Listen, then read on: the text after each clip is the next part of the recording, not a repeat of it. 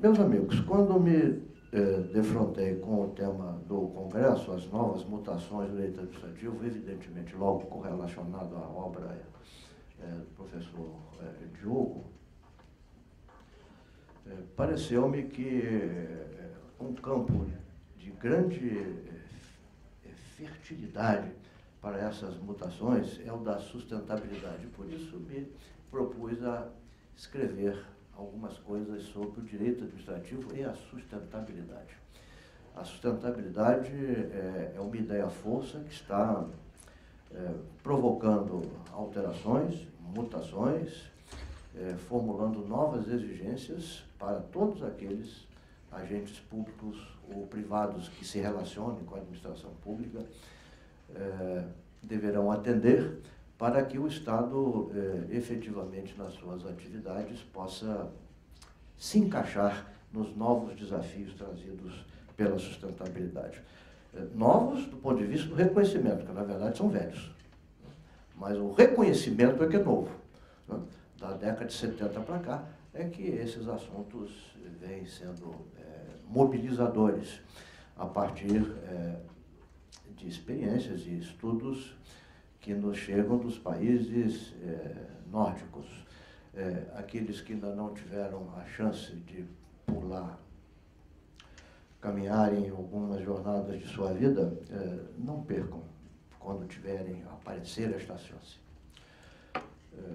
Eu estive por lá há algum tempo atrás e logo me dei conta do principal fundamento pelo qual a origem das preocupações com a sustentabilidade é lá.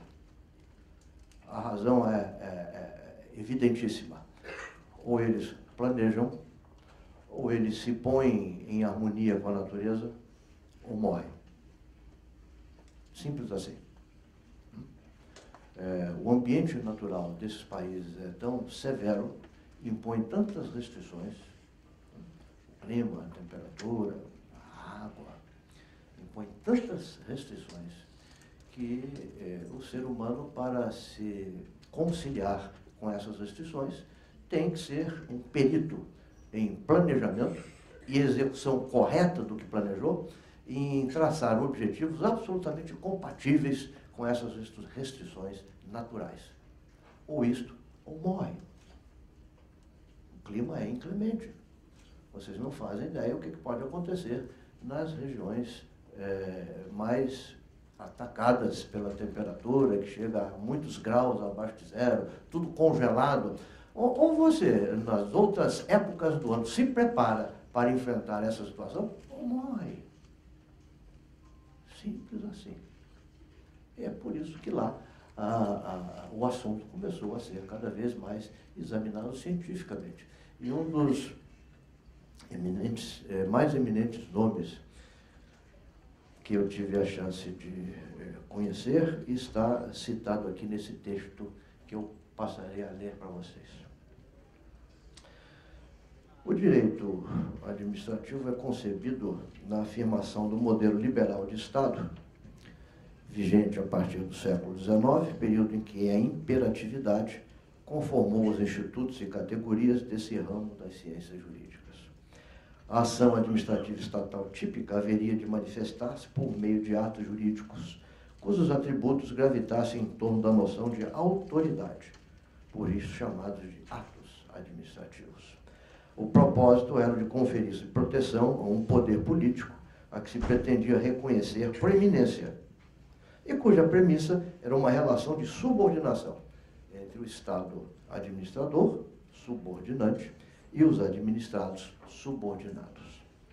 A atuação da administração pública do século XIX para o século XXI evolui desse modelo centrado no ato administrativo, unilateralidade, para um modelo gerencial, que não desconsidera a noção de autoridade, mas a faz dependente de compromisso com os resultados, que só serão legítimos se corresponderem aos direitos, interesses e prioridades das populações destinatárias da ação, que por isso mesmo deverão haver participado da definição das políticas e das prioridades traçadas pela autoridade, ou ainda com esta colaborarem na execução de programas e projetos. passam a ser tão ou mais importantes do que os atos administrativos, os contratos e convênios administrativos, bilateralidade e multilateralidade, cujas referências são o diálogo, a negociação, o acordo, a coordenação, a descentralização, a cooperação, a colaboração. O gestor público na administração contemporânea, em qualquer dos poderes, de qualquer das esferas federativas brasileiras, deveria ver-se compelido a conduzir-se de acordo com novos paradigmas, que se devem harmonizar sem hierarquia nem exclusões. Deve reconhecer o gestor público a supremacia da Constituição e agir em consequência, dar efetividade aos princípios nela inscritos ou dela defluentes, motivar as suas decisões de um modo idôneo e como resultado de um processo administrativo bem instruído e amadurecido, em consenso com a qualidade de vida, um mínimo existencial a que tem direito todo cidadão, no presente e no futuro sustentável, sob pena de responsabilidade. Deduz-se que um estado de juridicidade plena, legalidade, legitimidade, economicidade, eficiência, um estado de justiça, como o chama Diogo de Figueiredo Moreira Neto, acena como uma possível marca cultural do século XXI, que não pode prescindir da interação permanente entre órgãos e entidades públicas e entre estes e a sociedade.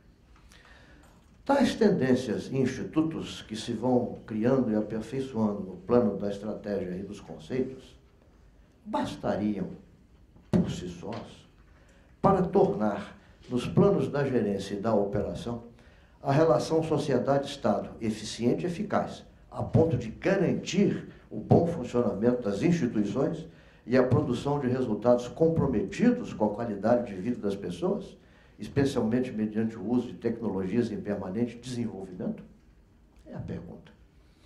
Em busca da resposta, deve entrar em cena a ciência da administração, a serviço do direito administrativo, tal a interdisciplinaridade que caracteriza as relações entre as ciências contemporâneas.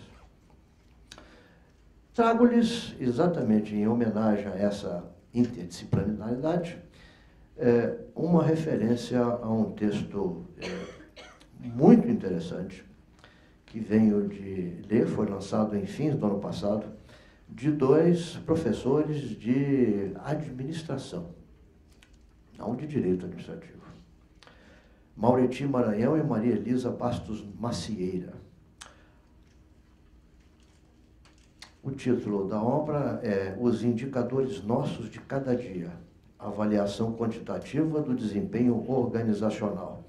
É da editora Baraúna, 2015.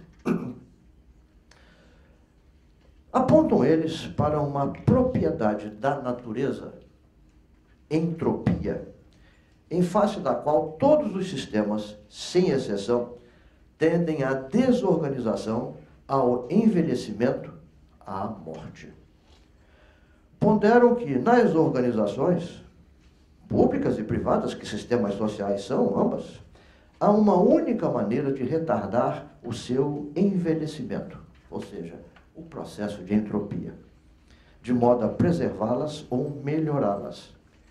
Investir na preservação da energia disponível na organização, representada por seus recursos humanos e materiais. Dado que a entropia é fato da natureza, todo cuidado deve ser tomado quanto ao tipo de energia investida pela organização. Para trazer resultados, é preciso que a energia tenha qualidade, isto é, seja capaz de gerar trabalho útil à organização. Não basta investir energia em quantidade. É o que acontece, por exemplo, quando são investidas somas imensas de recursos em projetos mal planejados, mal gerenciados ou mal controlados. Resulta considerável aumento da taxa de entropia, sem a contrapartida de trabalho útil, além de acarretar dano social. Acrescentam o Mauriti e a Maria Elisa que na impossibilidade material objetiva de impedir o envelhecimento, resta ao gestor retardá-lo. É essa uma das principais razões para que as organizações se disponham a implementar, obsessivamente melhorias contínuas nos seus processos de trabalho e no seu ambiente organizacional. Não o fazendo, envelhecerão mais rapidamente e morrerão. Melhorias contínuas é que justificam procedimentos permanentes de análise crítica da gestão, para a qual são indispensáveis indicadores de desempenho, em geral obtidos mediante ferramentas tecnológicas comprometidas com o futuro da sociedade humana. Procedimentos de análise crítica, apoiados em indicadores objetivos, envolvem os conceitos fundamentais de pertinência, que é a existência de vínculo entre o que está sendo examinado e a situação alvo da análise, adequação, que é a proporcionalidade entre o objeto sob exame e a decisão a tomar, eficácia, que é a extensão na qual as atividades planejadas são realizadas e os resultados planejados alcançados, e eficiência, que é a relação entre o resultado alcançado e os recursos utilizados, ou seja, a relação custo-benefício. Estabelecendo-se correlação entre a ordem jurídica constitucionalmente administrativa, a ordem jurídica constitucional administrativa e a condução dos serviços públicos por seus gestores, deduz que uma das mais relevantes atribuições da autoridade administrativa no exercício regular de suas competências é a de conduzir avaliações sistemáticas sobre a pertinência, a adequação, a eficácia e a eficiência do sistema de gestão adotado, no que diz respeito à política e aos objetivos da qualidade. Tal análise crítica pode incluir considerações sobre a necessidade de se adaptarem à política e os objetivos em resposta às mudanças de cenário e às expectativas dos interessados, contribuintes e usuários dos serviços públicos, de sorte a instruir de modo consistente o processo de tomada de decisões. E arrematam esses dois autores que lhes trago à consideração. Sublinham ser fundamental que o condutor, estou aspiando, interrompa as comuns e frequentes evasivas na tentativa de explicar resultados não alcançados. As organizações são plataformas de recursos humanos, de infraestrutura, de recursos financeiros, de conhecimento e outros, com a finalidade de alcançar os seus objetivos através de uma gestão adequada. Para tanto, a gestão requer um conjunto de elementos ou ferramentas gerenciais, com destaque para o conjunto de indicadores logicamente estabelecidos e mantidos via um sistema de indicadores. Este permitirá à organização sentir como andam as coisas e permitir a tomada de decisões adequadas às inevitáveis correções de rumo decorrentes da dinâmica do ambiente em que ela existe. Fecho aspas. A existência, digo eu, de indicadores objetivos de desempenho, obtidos mediante o uso de tecnologia, sobretudo informatizada, almeja de start a introdução de melhorias contínuas nos processos de trabalho comprometidos com resultados pertinentes, adequados, eficazes e eficientes. Daí ser instrumentos de gestão, tanto nas organizações privadas, destinadas ou não ao lucro empresarial, quanto na gestão de órgãos e entidades da administração pública, estes voltados à satisfação do interesse público, cujo alcance, ou não, também é mensurável por indicadores objetivos. A administração pública brasileira tem incorporado, no século corrente, inovações tecnológicas nos processos de trabalho concernentes a várias de suas atividades. Mas nem sempre tais inovações, nada obstante o avanço que possam representar, se ocupam das melhorias contínuas que sua gestão e operação deveriam conhecer. Não raro, boas intenções se esvaziam na entropia de órgãos e entidades que as adotam.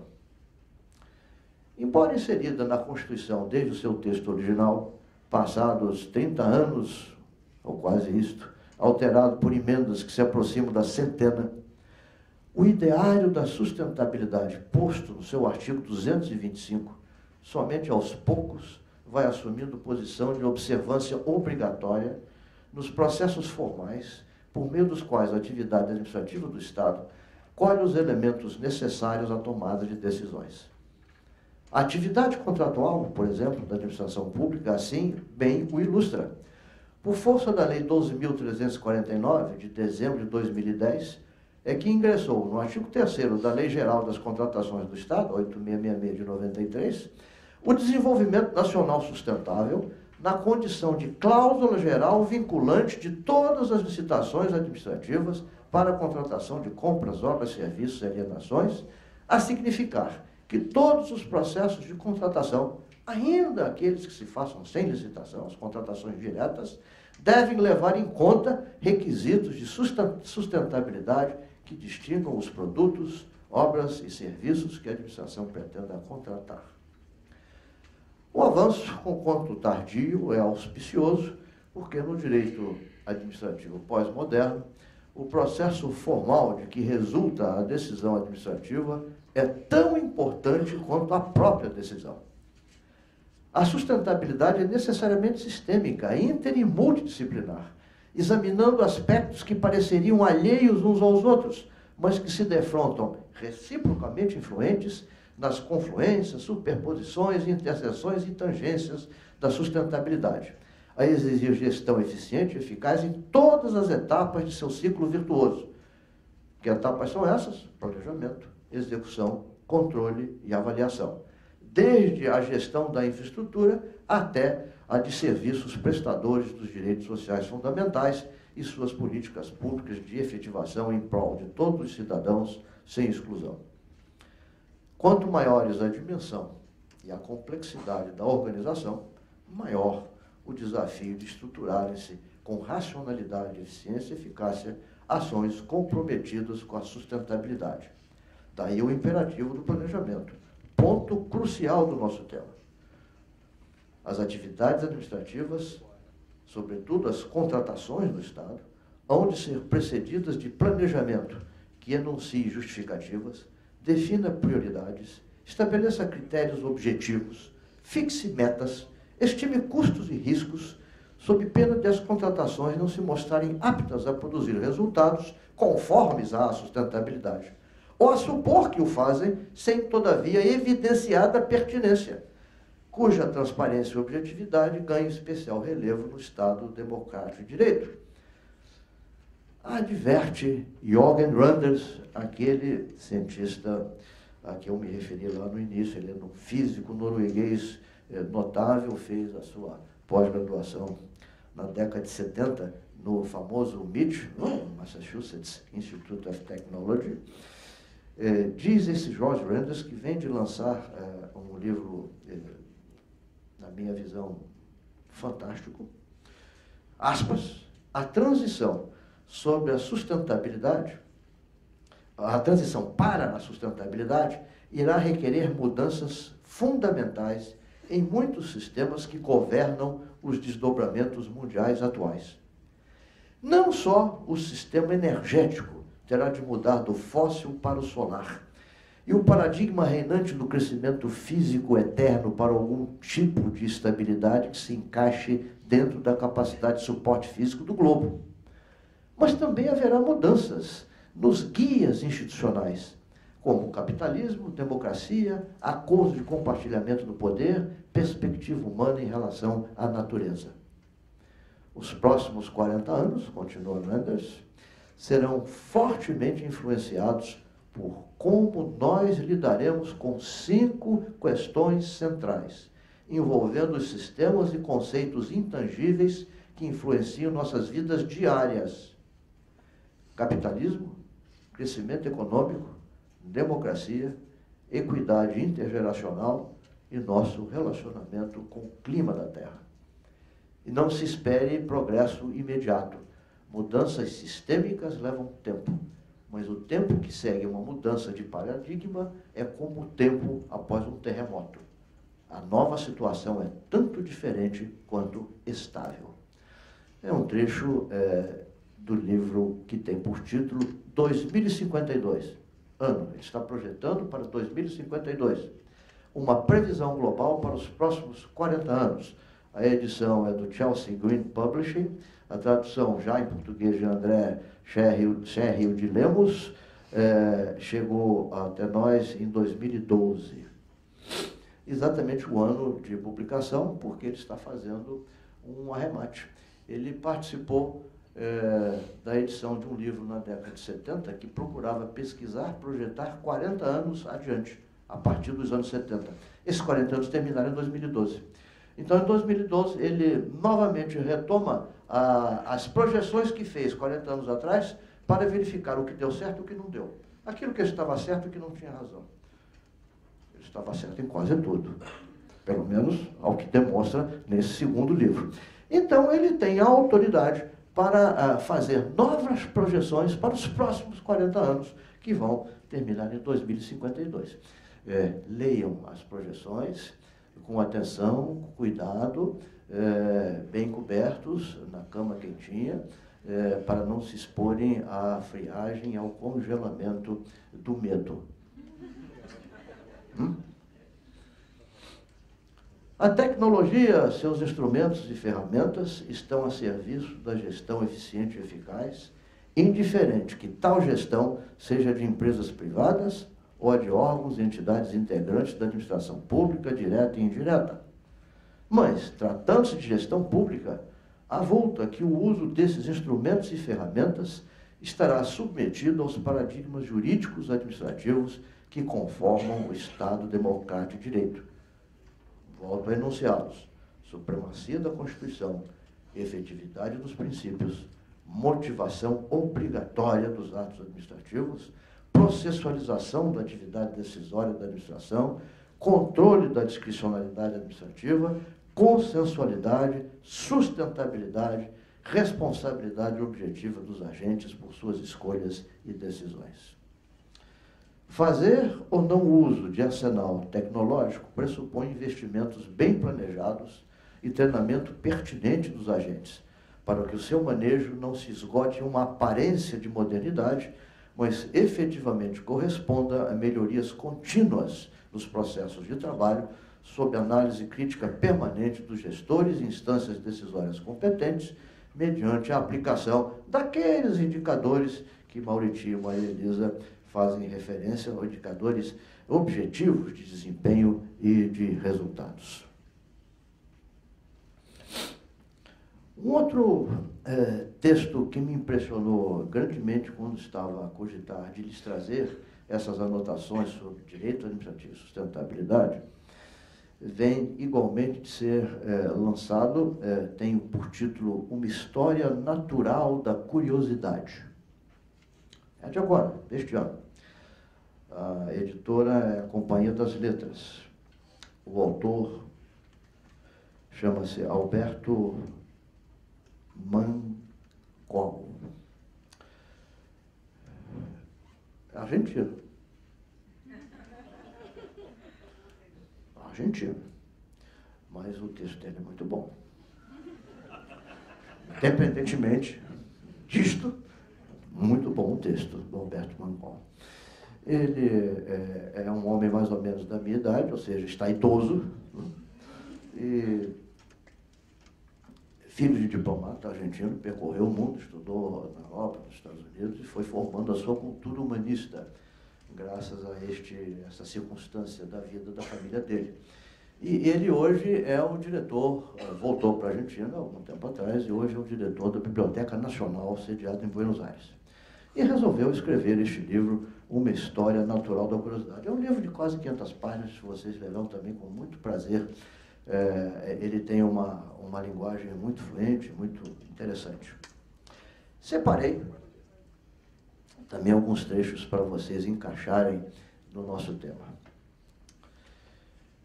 Por quê? Porque vocês terão notado que ou nós passamos a valorizar conhecimento, estudo, saber e aplicarmos isso, ou vamos colaborar para a entropia das nossas instituições, todas. E o que é entropia, como fenômeno natural, é a morte. Morte. Diz o Alberto Mancol, nosso atual sistema educacional recusa-se, em grande medida, a reconhecer as nossas buscas. Interessadas em pouco mais do que eficiência material e lucro financeiro, nossas instituições educacionais não mais estimulam o ato de pensar por si mesmo e o livre exercício da imaginação. Escolas e colégios tornaram-se mais um campo de treinamento para aptidões do que fóruns para questionamentos e debates. E as faculdades e universidades não são mais viveiros para aqueles pesquisadores que Francis Bacon, no século XVI, chamou de mercadores da luz. Ensinamos a nós mesmos a perguntar: quanto isso vai custar? Quanto tempo isso vai levar? Em vez da pergunta: por quê?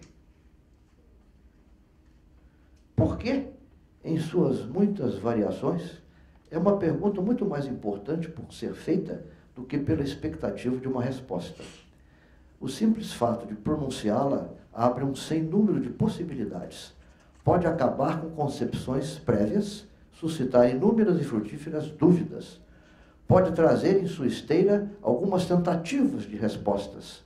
Mas se a pergunta é poderosa o bastante, nenhuma dessas respostas se comprovará autossuficiente.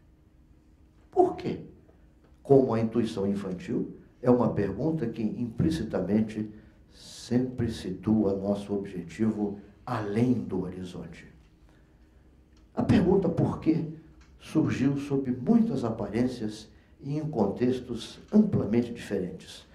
O número de perguntas possíveis pode parecer grande demais para se considerá-las individualmente em profundidade, e elas são variadas demais para serem agrupadas de acordo com variados critérios. Por exemplo, uma lista de 10 perguntas que a ciência precisa responder foi concebida por cientistas e filósofos convidados pelos editores do jornal The Guardian, de Londres, em 2010. As perguntas foram: o que é consciência? O que aconteceu antes do Big Bang? A ciência e a engenharia vão nos devolver nossa individualidade? Como vamos lidar com a crescente população mundial? Existe um padrão para os números primos? Podemos criar um modo científico de pensar totalmente dominante? Como podemos assegurar que a humanidade sobreviva e floresça? Alguém pode explicar adequadamente o significado do espaço infinito? Seria capaz de gravar meu cérebro como posso gravar um programa de televisão? A humanidade pode chegar às estrelas? Não há nessas perguntas uma progressão evidente, nenhuma hierarquia lógica, nenhuma evidência clara de que possam ser respondidas. Elas procedem de uma ramificação de nosso desejo de saber, filtrando-se criativamente em nosso conhecimento adquirido. Ainda assim, pode-se vislumbrar certo formato em seus meandros. Percorrendo um caminho necessariamente eclético através de algumas das perguntas despertadas por nossa curiosidade, algo como uma cartografia paralela de nossa imaginação talvez se torne aparente. O que queremos saber e o que podemos imaginar são dois lados de uma mesma página mágica. Fecho aspas da contribuição do nosso autor argentino. E emendo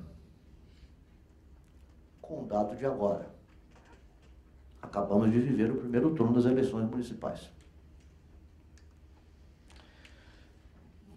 Pelo que vi hoje nos jornais, a média é de quase 30% de abstenção. Desistimos de perguntar por quê.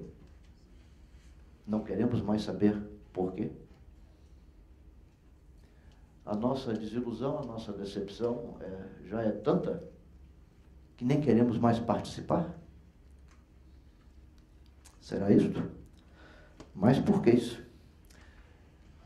Se não encontrarmos instâncias próprias, adequadas para formularmos os porquês, nem buscarmos as possíveis respostas, daqui a 15 ou 20 anos, que é mais ou menos o período de um ciclo de poder político, daqui a 15 a 20 anos, quando um novo ciclo de poder político ter-se-á encerrado, como parece que este atual está se encerrando, estaremos na mesma posição de não sabermos as respostas.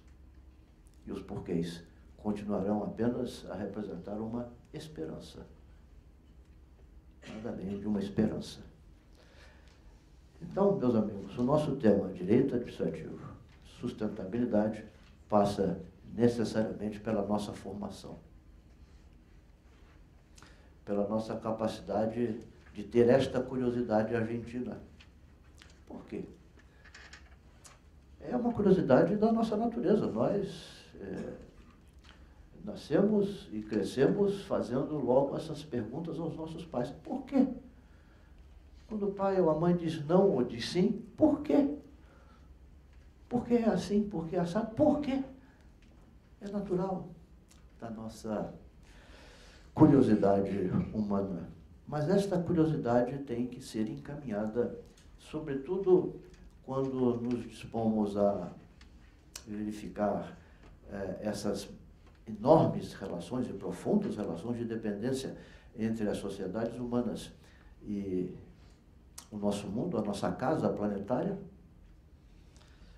e que normas e princípios jurídicos deveríamos estabelecer para que essas relações sejam proveitosas, permanentes, e adiem o mais possível a entropia das organizações, que é prima, né, da desesperança, de não sabermos perguntar por quê e nos desinteressarmos quando perguntarmos das respostas.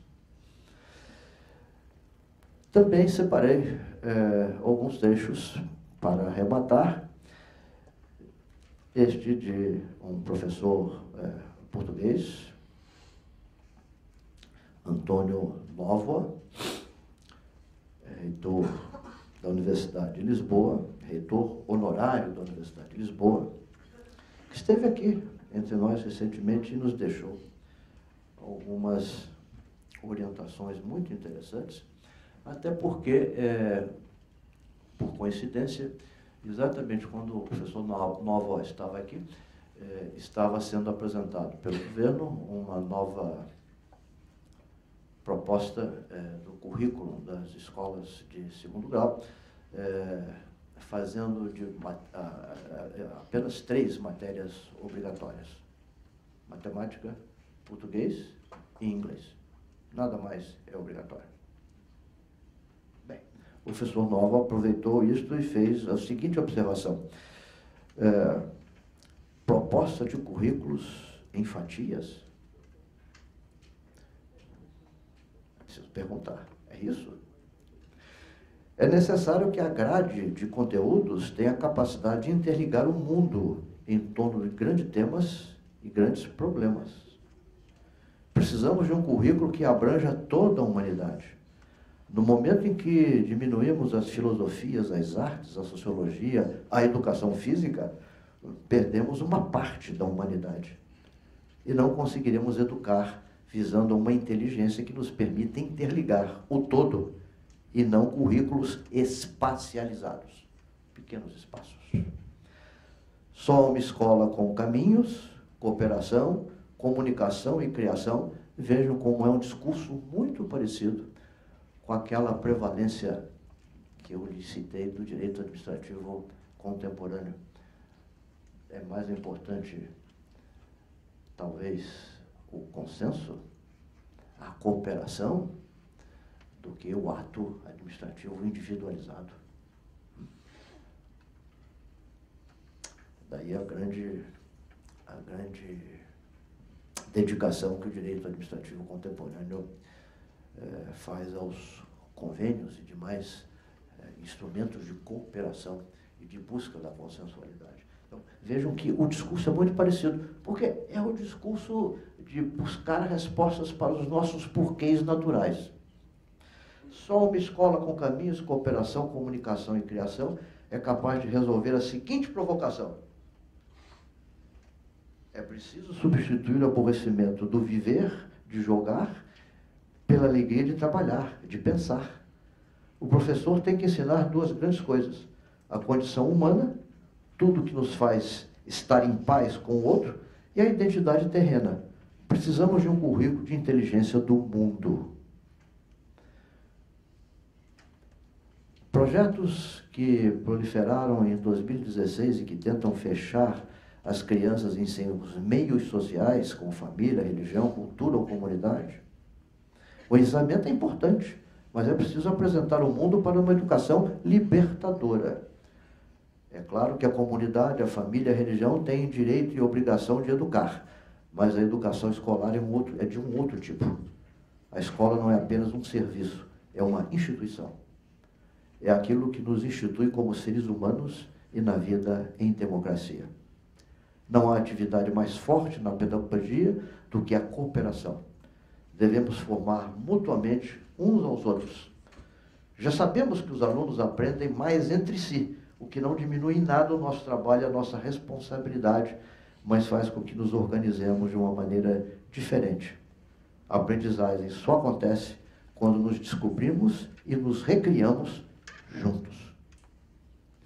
Este é um trabalho de autoconhecimento, mas também de interconhecimento. O meu maior pesadelo, diz ele, é a indiferença. 30% de abstenção. É um grande pesadelo. É a indiferença. E faz uma referência ao que ele aprendeu nos livros de história, na sua formação. A Primeira Guerra Mundial não aconteceu porque havia o mal e havia criminosos. Aconteceu como uma consequência da indiferença. E a Segunda Grande Guerra também. E a terceira provavelmente também será assim. Na escola, não podemos cultivar a indiferença ou um conhecimento que não tenha humanidade. E nisto, nada substitui o bom professor. Então, meus amigos, direito administrativo, sustentabilidade, são peças que se encaixam nesta compreensão sistêmica da humanidade, onde o processo de educação é fundamental. E num processo de educação não pode ter espaço para a indiferença. Temos que alimentar os porquês e buscar as respostas. Espero que isso tenha sido útil. Muito obrigado.